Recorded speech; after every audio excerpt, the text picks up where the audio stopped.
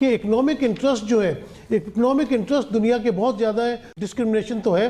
पाकिस्तान एक मुस्लिम मुल्क के तौर पे भी जो है वो दुनिया की आंखों में खटकता है। इंडिया क्योंकि अपना अमेरिका की आंखों का तारा है और वो चाइना के मुकाबले पे।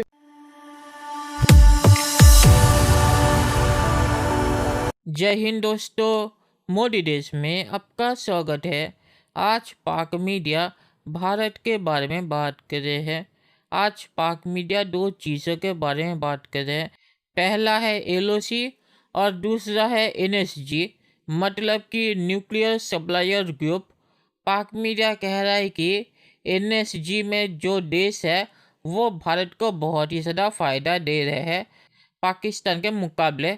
और भारत तो अभी क्वाड का मेंबर है और क्वाड में तो ऑस्ट्रेलिया भी है, तो ऑस्ट्रेलिया NSG का मेंबर है और ऑस्ट्रेलिया भारत को बहुत ही ज़्यादा महत्व दे रहा है क्योंकि भारत उनका ही दोस्त है। तो पाकिस्तान को ये सब नहीं मिल रहा, तो इस पर पाकिस्तानी मीडिया बहुत ही रो रहा है। और पाकिस्तानी मीडिया ये भी कह रहा है कि LOC में भारत ने पाकिस्तान का दम बंद करके रखा है। दोस्तों, ये वीडियो बहुत ही मज़ेदार है, तो इसे आप पूरा ज़रूर देखिएगा। तो चलिए और इंतज़ार ना करके ये वीडियो देखते हैं। फिर देखा यह जाता है कि कहां पर डिपेंड करता है कि किसको मेंबरशिप मिलनी चाहिए NSG की। ऐसे में पाकिस्तान की स्ट्रेटेजी होनी क्या चाहिए, पाकिस्तान को किस तरह से हिकमत अमली अपनाने की जरूरत है। ब्रिगेडियर साहब बताएगा, हमें इस वक्त इस चीज की जरूरत है, हमारी हिकमत अमली किस हद तक बेहतर होनी चाहिए।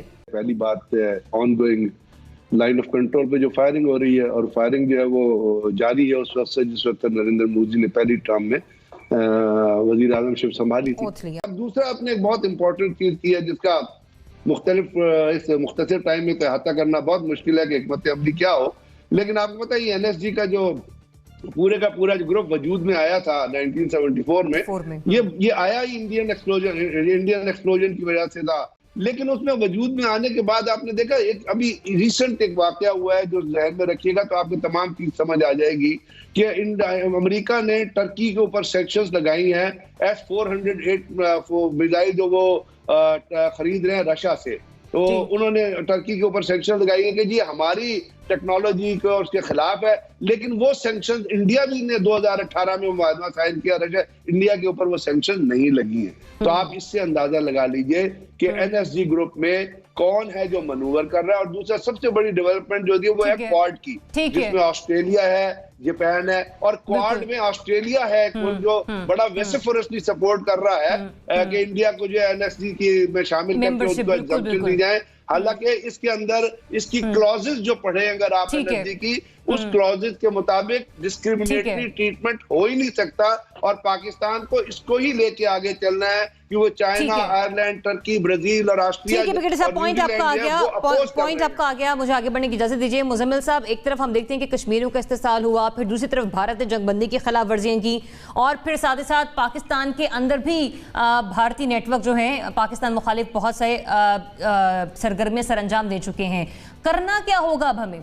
हमने रिसेंटली भारत और चीन का तनाज़ा लद्दाख के ऊपर देखा और वहाँ पर भारतीय फ़ौजियों की भी कैजुअल्टी की खबरें आईं और भारत ने कहा चीनी फ़ौजियों की कैजुअल्टी की भी खबरें आईं। लेकिन एक गोली फायर नहीं हुई क्योंकि वहाँ सीज़ फायर का मुआहदा है भारत और चीन के दरमियान। ना भारत गोली चलाता है और ना चीन गोली चलाता है। लेकिन ऑन द कॉन्ट्ररी जब वही भारत हमारे साथ आ जाता है तो ना कोई सीज़ फायर का मुआहदे की परवाह करता है ना कुछ करता है। और हम रोज़ देखते हैं कि हमारी मासूम जानों का ज़या होता है और लोग भारतीय गोलाबारी का निशाना पड़ते हैं। ये एक एक्ट ऑफ वॉर है। अगर हम इसको दुनिया के पास नहीं लेके जाएंगे और कहेंगे कि हम पर चलने वाली गोली को हम अपने ऊपर हमला तस्वर करेंगे, तब तक दुनिया भी हमारे ऊपर चलने वाली गोली के लिए हमारे साथ खड़ी नहीं होगी और इसकी सीरियसनेस नहीं लेगी। वो कहेंगे दोनों मुल्क आपस में लगे हुए हैं, कोई बात नहीं।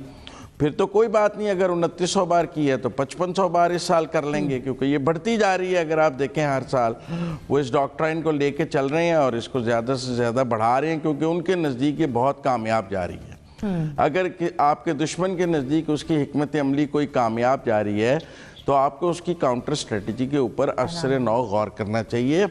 और मैं समझता हूँ कि it's an act of war और इसको एक्ट ऑफ वॉर के तौर पे ही लेना चाहिए। इसको कोई झड़पों के तौर पे या कोई एक लोकली कोई मामला नहीं देखना चाहिए। पहली बात तो ये। इसके साथ अब जब आपने एनएसजी की बात की है जी, तो देखें, अमेरिका, ओबामा ने वेवर दिया और 2016 में अमेरिका सपोर्ट कर रहा था इंडिया को, और अमेरिका ने ही बाकी मुल्कों को भी आगे लेके आया कि भारत की मेंबरशिप की जाए एनएसजी में, और अमेरिकन सपोर्ट से वो काम शुरू हुआ। और चाइना ने उसको ब्लॉक किया, और कुछ कंट्रीज़ ने चाइना के साथ मिलकर उसको ब्लॉक किया, क्योंकि उसमें एनपीटी के वेवर का मामला है। लेकिन मैं समझता हूँ कि अब तो हम अमेरिका के बहुत ब्लू आइड हैं। हमने उनके लिए इतनी बड़ी पीस ट्रीटी की है अफ़गानिस्तान में, इतना बड़ा उनको वहाँ से निकलने का रास्ता लेके दिया है, और इस वक्त तो मैं समझता हूँ हमने अमेरिका को बहुत सर्व किया है। तो उस सर्विस के नतीजे में अमेरिका को जो वेवर्स उन्होंने इंडिया को दिए हैं, हमें भी डिमांड करने चाहिए, एहतजाज की बजाय उनसे बात करनी चाहिए कि ठीक है, आप कहने के ठीक है सिद्दीकी साहब। आप देखें जरा, ये बड़ी ही शर्मनाक बात है कि जो भारत रोज़ बरोज़ एलओसी के ऊपर अटैक करता है, ह्यूमन राइट्स की तंजीमें हो या यूएनओ हो, पाकिस्तान तो चीख चीख के मर गया। पाकिस्तान ने डोजियर दिया, पाकिस्तान ने साबित किया कि कुलभूषण जो है वो उनका एक दहशतगर्द है जो पाकिस्तान में दाखिल होकर ऑन ड्यूटी ऑफिसर है उनका, और उसने यहाँ पे धमाके किए, बहुत कुछ किया। लेकिन दुनिया के कान पे जो है ना जू भी नहीं रेंग रही इस मामले में, क्योंकि बात वही मोना ने जो की थी कि इकोनॉमिक इंटरेस्ट जो है, इकोनॉमिक इंटरेस्ट दुनिया के बहुत ज़्यादा है, और एक बहुत बड़ी जो अपना इंडिया मुल्क है, तो उनकी नज़रें उनकी इकोनॉमिक्स एक्टिविटीज़ पे लगी रहती हैं। दूसरी तरफ जो आपने बात की है उसमें यह है कि डिस्क्रिमिनेशन तो है। पाकिस्तान एक मुस्लिम मुल्क के तौर पे भी जो है वो दुनिया की आंखों में खटकता है, क्योंकि अगर हम न्यूक्लियर पावर है, इंडिया न्यूक्लियर पावर है, तो दोनों को बराबरी का दर्जा देना चाहिए, दोनों को जो सप्लाई ग्रुप है उसमें शामिल करना चाहिए। लेकिन हमेशा पाकिस्तान के साथ जो है वो ज्यादती की जाती है, बीइंग मुस्लिम कंट्री भी। और इंडिया क्योंकि अपना अमेरिका की आंखों का तारा है, और वो चाइना के मुकाबले पे उनको एक ताकत के तौर पे लाना चाहता है या देखना चाहता है, तो इसमें बिल्कुल ज्यादती वाली बात है। पाकिस्तान को भी कंसीडर करना चाहिए। चलिए दोस्तों, इस वीडियो पे बात करते हैं। तो पाक मीडिया ने जो कहा कि मोदी जी के आने के बाद ही एलओसी में फिर से फायरिंग शुरू हुई है, तो ये बिल्कुल ही झूठ है। मोदी जी से पहले भी एलओसी ऐसी ही थी, और मुझे जितना याद है एलओसी में सीज फायर तभी था जब परवेज मुशर्रफ पाकिस्तान के प्रेसिडेंट थे। मतलब कि जब पाकिस्तान में आर्मी का रूल था तभी एलओसी में कोई वायलेशन नहीं होता था और एलओसी पूरा शांत था। तो पाक मीडिया का ये कहना कि मोदी जी के आने के बाद ही एलओसी में फिर से फायरिंग शुरू हुई है, ये पूरा झूठा है। मोदी जी से पहले भी यही था। और पाक मीडिया जो कह रहा है कि एनएसजी में भारत को ज़्यादा फ़ायदा मिलता है, तो ये इसलिए है क्योंकि भारत ने कभी भी अपना न्यूक्लियर प्रोग्राम नॉर्थ कोरिया या दूसरे वैसे ही देश को बेचने की कोशिश नहीं की। पाकिस्तान ने अपना न्यूक्लियर प्रोग्राम नॉर्थ कोरिया जैसे देशों को बेचने की कोशिश की थी, जिसके बाद ही पाकिस्तान पर सैंक्शन लगा था।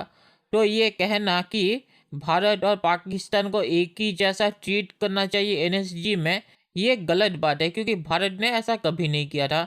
भारत ने अपना न्यूक्लियर प्रोग्राम कभी भी दूसरे देशों को बेचने की कोशिश नहीं की थी, और नॉर्थ कोरिया जैसे देश को तो कभी नहीं, जिनकी दुश्मनी अमेरिका के साथ है और जिन्होंने कहा है कि वो अमेरिका को तबाह कर देंगे।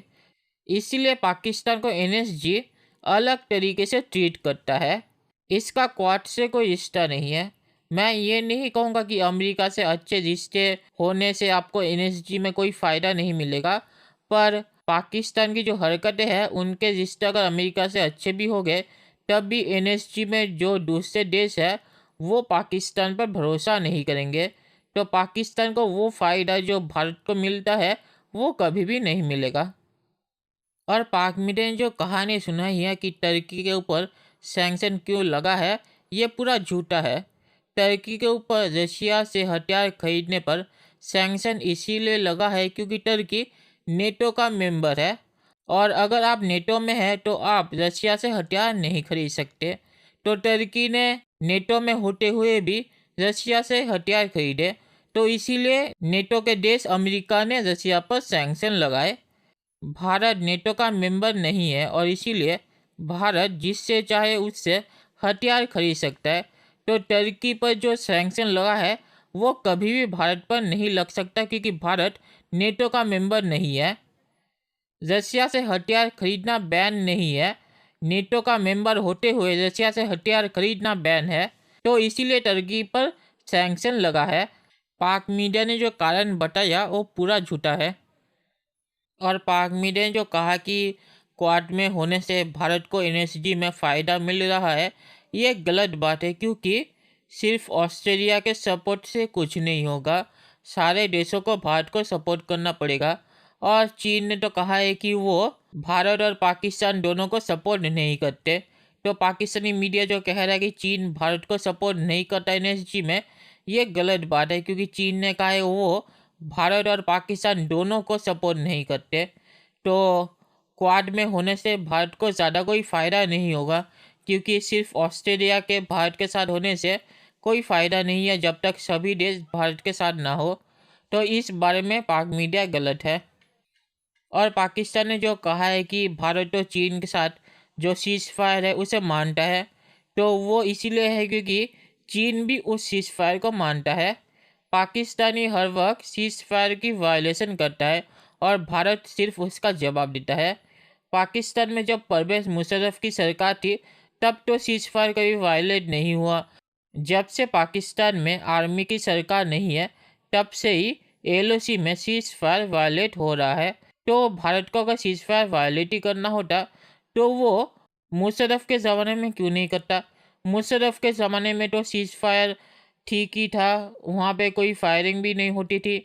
जब से आर्मी की सरकार गई है तब से ही ये सीज़ फायर वायलेशन होती है। तो ये कहना कि चीन के साथ तो भारत कोई फायरिंग नहीं करता, सिर्फ पाकिस्तान के साथ करता है, तो पाकिस्तान अगर सीज़ फायर की वायलेशन नहीं करेगा तो भारत भी पाकिस्तान पर फायरिंग नहीं करेगा। तो चीन और पाकिस्तान को एक साथ लाना सीज़ फायर के मामले में ये गलत चीज़ है। चीन ने अब तक सीज़ फायर की वायलेशन नहीं की, तो इसीलिए भारत ने भी कोई फायरिंग नहीं की। चीन अगर सीज़ फायर की वायलेशन करेगा, भारत भी उसका कड़ा जवाब देगा। और पाक मीडिया ने जो कहा है कि अमेरिका ने भारत को वेवर दे दिया है एनएसजी में, तो उसका ज़्यादा फ़ायदा नहीं है क्योंकि जब तक सारे देश ये नहीं मानते तब तक भारत एनएसजी का मेंबर नहीं हो सकता। अमेरिका का साथ होने से भी इसमें कोई फ़ायदा नहीं होगा। और इसीलिए जो पाकिस्तान कह रहा है कि अमेरिका से ये मनवाना पड़ेगा पाकिस्तान को कि पाकिस्तान को एनएसजी का मेंबर बनाया जाए, तो अमेरिका चाहते हुए भी ये नहीं कर पाएगा क्योंकि अमेरिका भारत को बहुत सालों से एनएसजी का मेंबर बनाना चाहता है, पर सभी देश इस पे राज़ी नहीं हो रहे। तो इसीलिए अमेरिका का चाहे भी तब भी पाकिस्तान को एनएसजी का मेंबर नहीं बना पाएगा। और आखिर में मैं ये कहूँगा कि पाक मीडिया ने जो कहा है कि लोग पाकिस्तान को पसंद नहीं करते तो इसीलिए एनएसजी का मेंबर नहीं बनाना चाहते, ये पूरा झूठा है। पाकिस्तान पर कोई भी देश भरोसा नहीं करता, इसीलिए कोई भी देश उसे एनएसजी का मेंबर नहीं बनाना चाहता क्योंकि पाकिस्तान का अगर इतिहास देखा जाए तो वो बहुत ही ज़्यादा ख़राब है। पाकिस्तान ने अपना न्यूक्लियर प्रोग्राम नॉर्थ कोरिया जैसे देश को बेचने की कोशिश की थी, तो इससे पता चलता है कि न्यूक्लियर को लेके पाकिस्तान पर भरोसा नहीं किया जा सकता, तो इसीलिए लोग पाकिस्तान पर भरोसा नहीं करते। इसका और कोई रीज़न नहीं है। तो चलिए देखते हैं कि फ्यूचर में क्या होता है। दोस्तों, ये वीडियो देखने के लिए बहुत बहुत शुक्रिया और हमारे चैनल को सब्सक्राइब करना मत भूलिएगा। Thank you very much.